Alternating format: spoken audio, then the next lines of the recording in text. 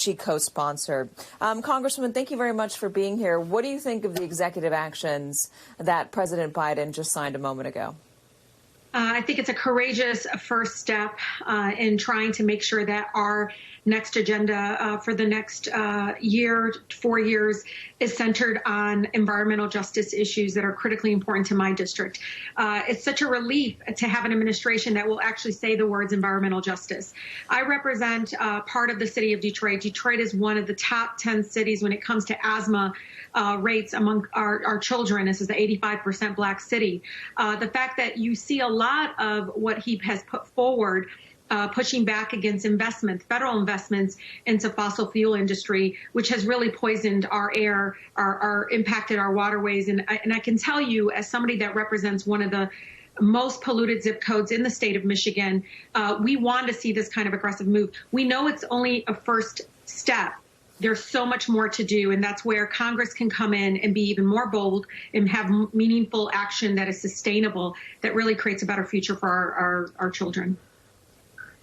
The House already has, and some in the Senate already have a pretty bold legislative plan that was on the table from last year or a couple of years ago, the Green New Deal. Or is that going to be taken up again, or is it going to be tweaked?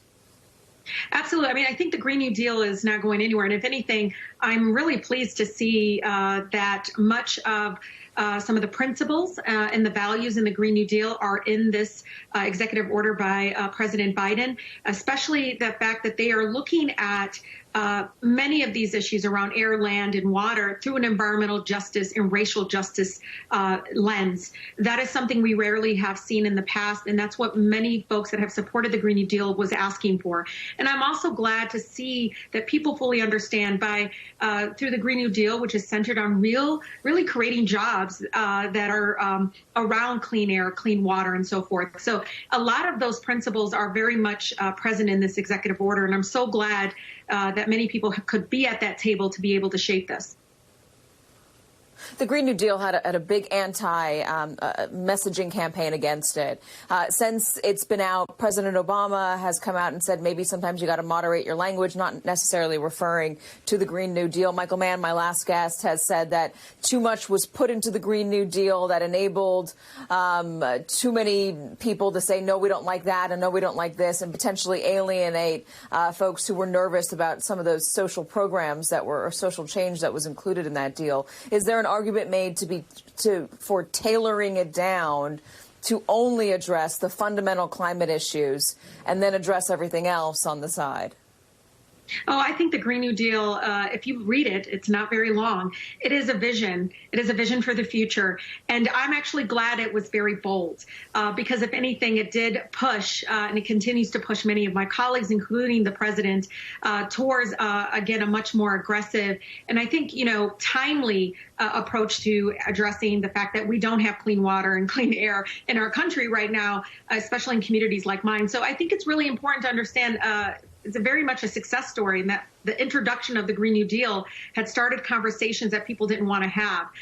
People may not like it because it was attacked by the corporations, the polluting industry that made money off of poisoning our air and our water and our lands.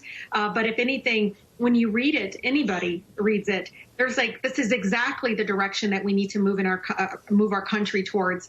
And I know that in my district, that vision is something that we have been talking about for years to come. We have been trying to say to folks, what we're doing now is killing so many of our neighbors and folks by not investing in their public health and putting their public health first, but also in making sure that our children have a future. And it's so distressing when I can walk into a classroom, a third grade classroom, and to read a book. And I always ask the question, how many children in the room have asthma? A third of the class will raise their hand. And it's just so shocking to this day that it still happens when I talk to various youth groups and others, that so many of our kids are suffering from, dirty air.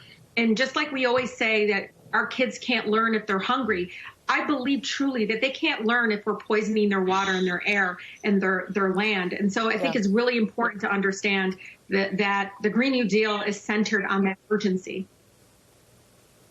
Young people are really taking a stand on this. There was recently a survey that found 69% of those under the age of 18 around the world called this an emergency, called